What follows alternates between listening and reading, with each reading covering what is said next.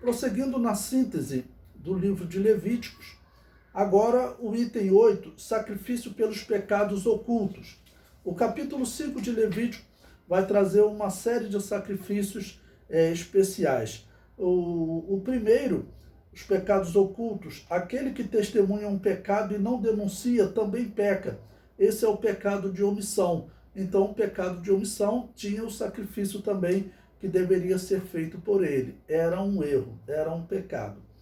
Número 9, sacrifício pelo sacrilégio. Sacrilégio significa coisas sagradas de Yahvé. É um pecado contra a religião, contra o culto.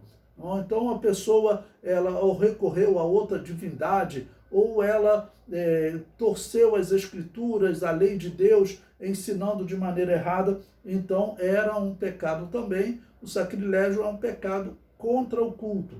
Então tinha que ser feito um sacrifício. Número 10, os sacrifícios pelos pecados de ignorância.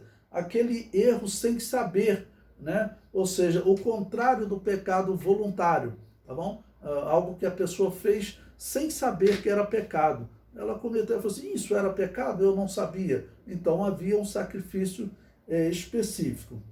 E o número 11, agora já estudando Levíticos capítulo 6, versículo 1 a 7, fala o sacrifício pelos pecados voluntário. Era o pecado por roubo, ou que havia encontrado algum perdido e não devolveu ao verdadeiro dono, ocultando ele havia pecado. No item 12, a lei do holocausto. Levíticos capítulo 6, versículos 8 a 13. Sobre os animais que eram queimados, Deus diz que levará a cinza fora do arraial para um lugar limpo, e eram lançadas ao vento. Assim os pecados do ofertante eram levados pelo vento, desapareciam. Aquela expressão popular, né? Tornou-se cinza, ou o vento levou, tá bom? Então eles pegavam a cinza, lançavam no deserto, o vento levava, e em pouco tempo você já não conseguia ver mais cinza nenhuma, ou seja, o pecado foi esquecido.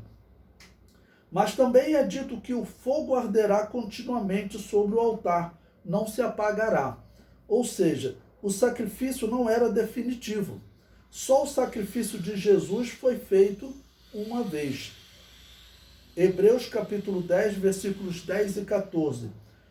Na qual vontade temos sido santificados pela oblação do corpo de Jesus Cristo, feita uma vez, porque com uma só oblação aperfeiçoou para sempre os que são santificados. Então nós temos aqui esse símbolo de perdão perfeito, tá bom? E o de Jesus, um símbolo de perdão perfeito feito uma vez. Existe também uma simbologia interessante que ilustra os pecados desaparecendo. Veja, as pessoas eram batizadas no Rio Jordão. O Rio Jordão, as águas correm no Rio Jordão, onde João Batista batizava, onde Jesus foi batizado, e outros. As águas do Rio Jordão correm para o Mar Morto. Por que o Mar Morto é chamado de Mar Morto? Porque as suas águas são extremamente salgadas por causa da grande evaporação que existe naquele local. Então o Mar Morto é o mar que fica abaixo do nível, né, dos mares, no caso o Mar Mediterrâneo, que fica próximo dele, tá bom? Então, simbolicamente, as pessoas eram batizadas no Rio Jordão, as águas do Rio Jordão levavam os seus pecados que chegavam no Mar Morto, elas evaporavam, desapareciam. Então, assim, a pessoa teve os seus pecados perdoados.